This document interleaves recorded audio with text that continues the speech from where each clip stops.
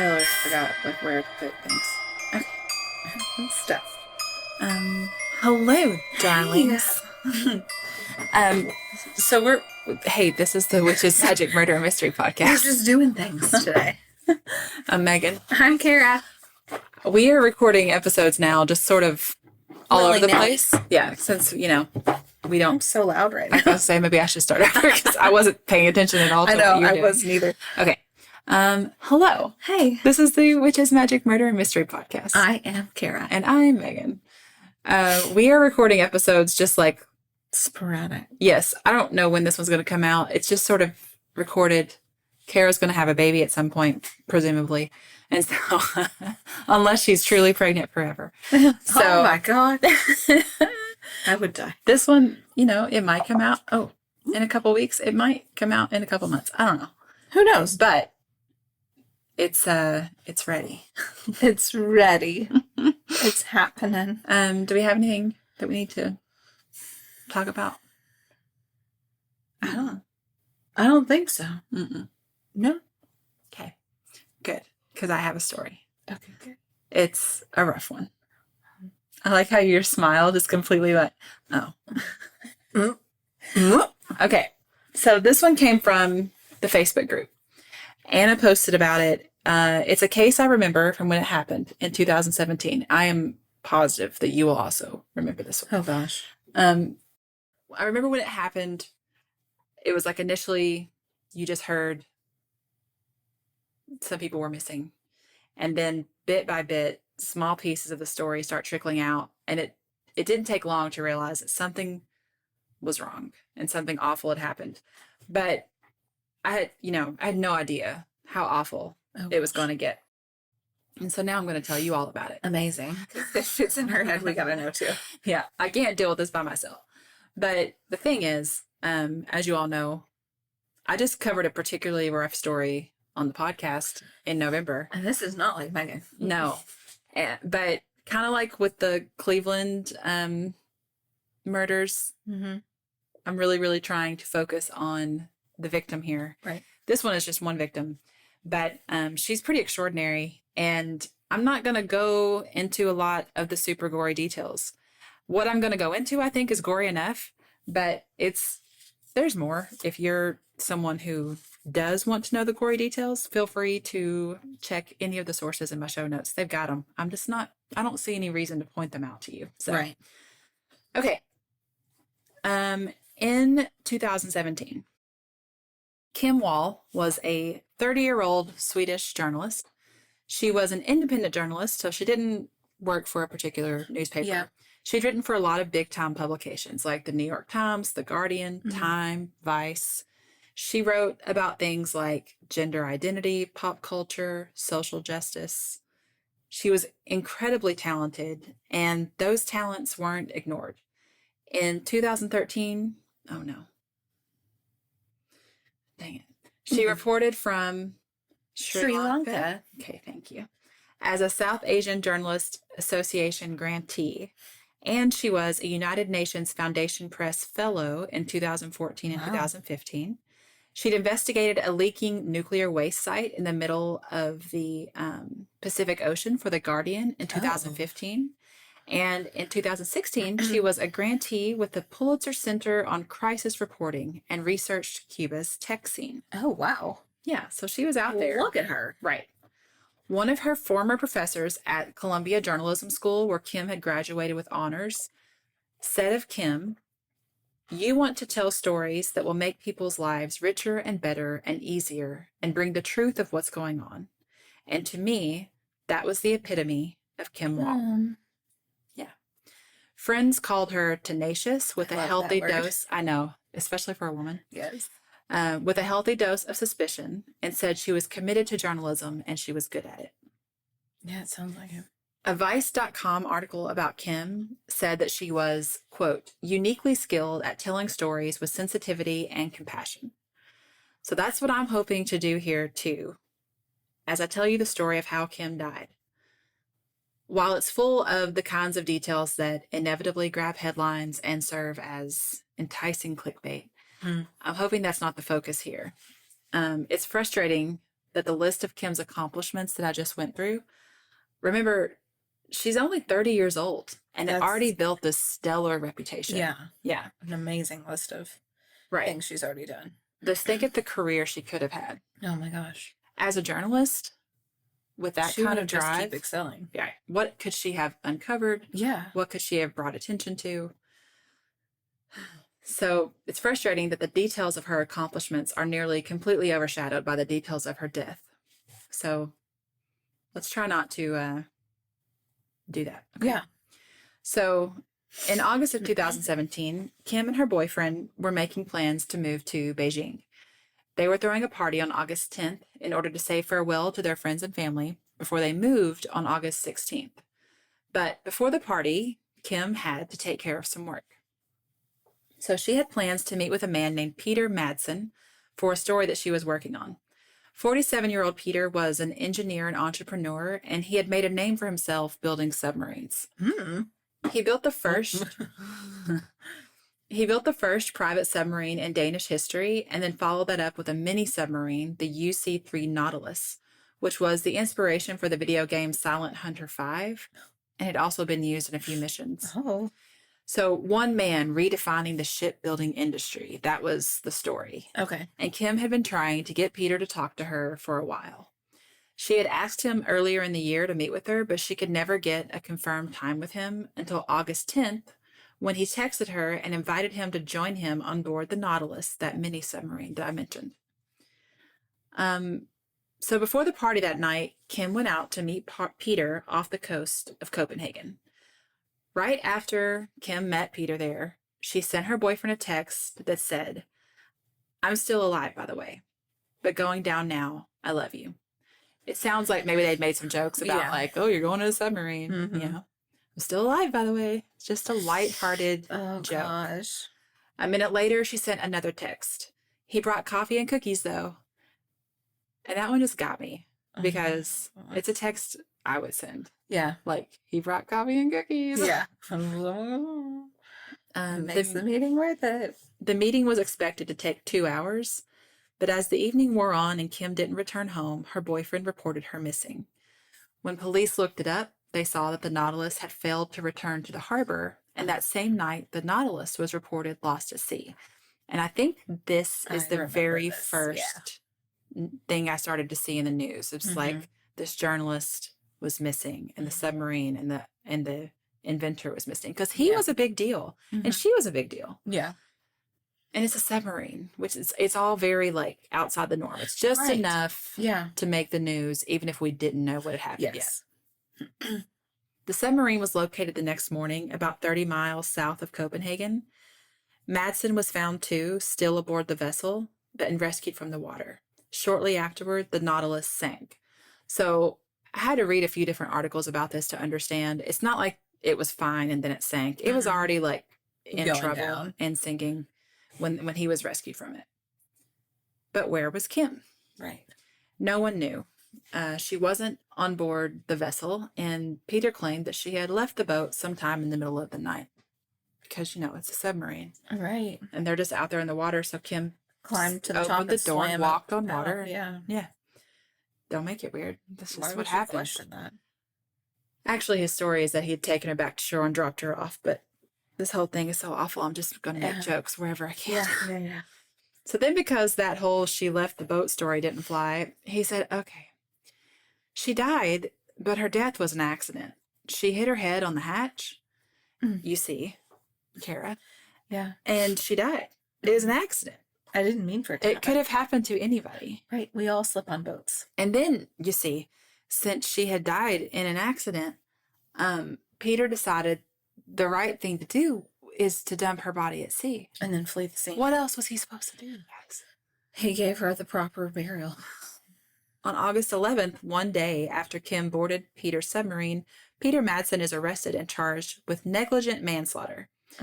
Police suspected that he had deliberately sunk his own submarine. And I remember at this point reading stories and thinking, did he kill her? He must have killed her, you know? Of course, I automatically always assume something like that. 10 days later, A cyclist had the unfortunate experience of coming across a torso washed up on the beach. And this is why you shouldn't ride bikes or exercise or ever leave your house. Do anything. Just stay home. Of course, the torso belongs to Kim. She had been bound and stabbed 15 times. In October, police divers found 2 plastic bags containing more of Kim's body, her head and legs, as well as a knife. Something interesting I read about this was they used cadaver dogs to help locate this, like these bags. And before that, there were no cadaver dogs in Denmark. They didn't use them. It wasn't a thing. And they borrowed these dogs, I believe, from Sweden. I should have written this part down, but they borrowed these dogs. And so this was the first time they'd ever used cadaver dogs. I love watching those dogs on work. Yeah. And now it's like a normal part of their process. But in 2017, it wasn't. Right. And that wasn't that long ago. No. So now they've found her head and legs. And for what it's worth, there was no blunt trauma to Kim's head. So of she course, didn't fall. Peters claims, what? Shocking. I cannot believe it. She didn't slip and hit her head? So his claims about Kim dying in an accident after she hit her head were unfounded. 6 days later, a saw was found in the water. In November, police divers found Kim's arms in the water. Oh my God. Peter had attached metal, at least to her torso, and I assume probably to the other pieces that were found too, Right. in an effort to keep everything from floating. So he just starts taking apart the submarine to sink her? I have no idea And then he what started metal sinking. he used from. Yeah. So now that the she hit her head story has been proven false, Peter comes up with something new. You see, actually, Kim had died because she inhaled these toxic fumes on the Nautilus. So here's what happened, Kara. He was up on the deck, and Kim was down inside the sub. Right. She's inhaling these fumes. She starts screaming for help. But there's this vacuum effect that he can't open the hatch. Oh. So what he does is he tries to, like, talk to her through the hatch to tell her how to, like, stop the engines to keep the gases from flowing. And he was like, I tried for 5 to 15 minutes to get to her. And when I finally managed to open the hatch, she was lifeless on the floor. Yeah. An autopsy would later show no exhaust gases in her lungs. So this did not happen. Okay. When this goes to trial, they asked him why he had dismembered her. And reading his response, at that point, his story was still that she had accidentally died after inhaling the fumes. So, like, why would you dismember her? Right? And he was just like, well, I didn't see why it mattered. She was already dead at that point. Like, it's like he didn't understand the question. You know what I mean? Yeah. Like, why are you asking me this? Like, she's dead. Who cares? Like, what? What matters it? Why does it matter? That's how messed up he is. If like, she's dead, then I'm the dismembering itself is just like so not even an event to talk about. It's just like, what? I did it. So what? If someone dies by accident, there's no reason to hide anything. There's no reason to dump the body. There's no reason to dismember the body. Right. But when Peter is asked why he dismembered her, it's almost like his answer is, why not? Who cares? I just did it. It's like there's just no I wanted to see what it was humanity. like. Yeah. Huh? He made it sound like the only way to get her body off of the submarine was to dismember her, which is like, well, how'd you get in the submarine? Right. What are you talking about? Yeah. I mean, to have the capacity to take another person's life is already disturbing. Right. But to then be able to cut a human body, to then be able to cut a human body into pieces, that's just monstrous. I can't. But that's the thing. Peter Marsden is a monster. Right. Prosecutors said that Peter was highly sexually deviant with narcissistic and psychopathic characteristics. He was manipulative with a severe lack of empathy and remorse. Police found videos on Peter's computer showing women being murdered. And witnesses testified to seeing Peter watching videos of women being decapitated while still alive. Which, why do these videos exist? And also, people witnessed him watching them. Yeah. Like, he's not watching them and, like, he doesn't have the sense to think this is wrong and I should hide it. Yeah. So here I went down a little rabbit hole, one that I'm sure has landed me on some brand new watch list, but I Googled are snuff. Oh, our Google keepers. Are snuff films real? Because I had this thought where I was like, they can't be real. Right. It's got to be acting. And I did read about it, and apparently there's no actual record of real snuff footage. There's fake stuff, and there's also reports that have never been like authenticated. Mm-hmm. So I'm just gonna live in this world where it's all fake. Those aren't real. Actresses and actors. It's still really They're messed all up. just actors. But that's still really messed up too, that anyone acts and produces in fake ones. Like, why did these exist, period? Yeah. But I do feel better that they're not real. They're just not real. Let's all collectively agree that that's not real. I mean, the same reason that there's a Netflix documentary on a wrestling woman from the military who created porn videos of her wrestling men, and that was the porn. That was the porn? Uh-huh. Her wrestling men. Just like taking them down. Okay. Like just getting beat up. You know how we always are like, we don't kink shame? That's whatever. But this is like, this is not just like a kink. This is not this just is like a weird thing you're into. Doing? This is, you need mental help. If watching people die turns you on sexually, we've got some problems. Go talk to somebody about that. Yeah. Anyway. Okay. I don't want to go into much detail about what Kim went through. Just suffice to say, I've told you what Peter was into. You know what he did to her body after she died. An autopsy showed signs of asphyxiation, so authorities guessed she'd either died by strangulation or by having her throat cut. She died horrifically for absolutely no reason. The woman was just doing her job. She was just researching a story. And it's not even like she was researching a dangerous story. No. She was just doing a story on this guy who invented, like, he made submarines, like private submarines. Yeah. You would never suspect as a journalist that I need to be careful, that I shouldn't go alone or at night to meet with this man, or that I need to take a weapon. You know what I mean? You'd have no reason. He was also pretty well known. Like, it's, you know, in Denmark, like, he had done these things. Yeah, he was out into the world. Like, the world knew about him. Did he, like, roofie her with the coffee and cookies? I don't know. But that one, we don't know if that was in her system or not. So, the only actual thing I think is important to know is that prosecutors argued that this was premeditated because Peter had brought a saw, a knife, a sharpened screwdriver, straps, strips, and pipes on board. And I know it's a submarine, and there's part of me that's like, how do you know what was actually needed on the submarine? Right. But still, I think he did. I mean, if you look her up, she's beautiful. Right. She's an impressive woman. She's young. How? I think he did. I don't think anything happened on that ship that made him suddenly decide, I'm going to murder her. Right. I think he did planned it. Well, that's what I was going to say. Like, it took him so long to finally respond to her. Like, she kept trying to create meeting times. How long do you think he was, like, plotting all of this out? And finally he was like, I'm going to do it today. Like, I've got the perfect plan. I'm going to do it. On January 16th, 2018, Peter Madsen was charged with murder, indecent handling of a corpse, and sexual assault. He was found guilty on all 3 charges and sentenced to life in prison. He later appealed his sentence.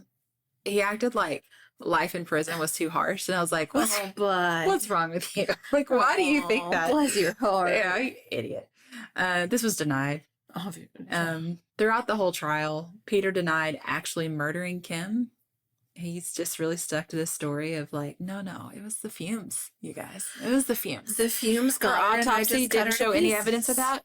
What? Doesn't matter. Listen to me. My God.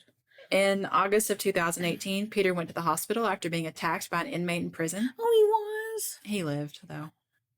Sadly. Am I a bad person for saying maybe? I don't know. No. Peter did finally admit to murdering Kim. Finally. In a Danish documentary that came out in 2020. What? When they asked him about conflicting accounts that he'd given of how she died, you know, his 2 different stories, he was basically like, I wanted to spare her family the details. I didn't think they needed to hear all the gruesome details. And I just don't believe that. I'm like, that's not true. You were just trying to spare yourself the harsher punishment. Yeah, exactly. Yeah. Because you don't have the capacity to care about the pain of her friends or family. No, you probably enjoyed that. He said he was going to stick to the accident story until there was evidence that just absolutely forced him to tell what actually happened. Mm. But so this is what, 3 years later? Mm-hmm. But even then, there was evidence. Yeah. And you still didn't tell the truth. Right. But then you go on a documentary and you're like, guys, listen. In October of 2020, he briefly escaped from prison. Huh? He bluffed his way. He pretended to have a bomb. He only made it like 600 yards from the prison. Like, he didn't get far at all before they apprehended him again. What? But he was basically like, yeah, I've got a bomb. And they weren't sure if he did or not. And so he got out. But he, like I said, he didn't get far. Okay, I don't want to talk about him anymore. No. After her death, Kim's family and friends founded the Kim Wall Memorial Fund, which aims to fund female reporters to cover the stories of subcultural value. Oh. In October 2017, a couple months after she died, Kim was posthumously... I think it's posthumously. I'm not sure. She was nominated after her death for Pre-Europa's Outstanding Achievement Award Journalist of the Year. Wow. Here's the thing. The reason this case garnered so much attention ultimately is because of the horrific grisly details. And what's frustrating is that this case could have been just as fascinating without those details. Mm-hmm. The headlines focused on things like dismembered and tortured and other clickbait when they could have focused on the life Kim had lived. Right. She worked so hard and had this long list of accomplishments and accolades, but she's also described as humble, gentle, and unassuming. She was so incredibly talented, but didn't have the need to, like, really make a big deal of that. She didn't shove at people's faces or try to impress everybody. Yeah, she was doing a job she loved. Yeah, that's the thing. She was just really good at it. Yeah. She had this quiet confidence that's like, she doesn't care about impressing you. That's not the point. She's just living her life. Yeah. And she's happy. She's getting that story, and that's what excites her. So Kim really went after stories. She was great at it. She was constantly traveling all over the world. You never really knew where she would be. You can still see the photos she took on her travels if you look up her Instagram. No. She used to joke that she lived between New York and Beijing, but then another article I read was like, actually, she lived between New York and the rest of the world. Like, she was just all over the place, wherever the stories took her. Her mother wrote a post on Facebook saying that Kim touched so many lives in the course of her travels. She gave voice to weak, vulnerable, and marginalized people. A friend, a fellow journalist, wrote that what set Kim's work apart was the way she truly listened to the people that she talked to and brought their stories to life with grace, never sensationalizing them. I read an article she wrote about Gibtown. This is a place that some of you have probably heard of. Mm-hmm. It's the town in Florida where former circus workers live. Mm-hmm. I put a link to it in the show notes. One of the articles I read about Kim mentioned this article, so then I looked it up to read about it to just get a sense of how she wrote and what she was like. Yeah. And I mean, that person was right because, it's former circus workers. Of course, they all live in the same town. Like, it makes it easier for them, right? Yeah. They're not going to be a spectacle somewhere else. They can live there and just have a normal life. And it would have been easy to sensationalize that story, but she didn't. It's very touching and compassionate. Circus workers found in a cluster of... Right. They could have totally taken that. And I have read stories about Gibtown that are just like that. Mm-hmm. They're very like, look at all these weirdos. And that's not how Kim approached it at all. She had a fascinating life. One of the articles I read made that point. There's an HBO series about this murder, and the director of that series said, the least interesting part of Kim's life is how it ended. Oh. So just think about that. And the thing is that Kim is objectively fascinating and impressive. Yeah. But I would say that the majority of the people we talk about on this podcast, the majority of murder victims have their own like these lives that we never hear about. We hear about how they died, but I would bet that we could probably find a lot of interesting things. Oh yeah. If we had the opportunity to speak to the people that were closest to them. Mm-hmm. And we don't always have that chance. So right. It's heartbreaking to think of what could have been. I know. Yeah, I like those podcasts that do series on stuff. What is it? Counterclock? Yeah. Counterclockwise or counterclock, whatever that one is. Counterclock. Yeah, I like that one because she really does get the voice of the victims. Yeah, she does a good job because they spend like a whole season on one story, which is nice. So there you go. That's the story of Kim Wall. Yeah. Okay. I don't know. I guess I just think it's a good perspective to think about sometimes. It's easy, I think, especially when we listen to a lot of true crime, and I know you and I both do, and I'm sure a lot of you guys do too, to just remember it's more than just a case. Right. It's more than just an interesting story. Yeah. Yeah. Okay. We love you. Yeah, so much. Goodbye. Goodbye.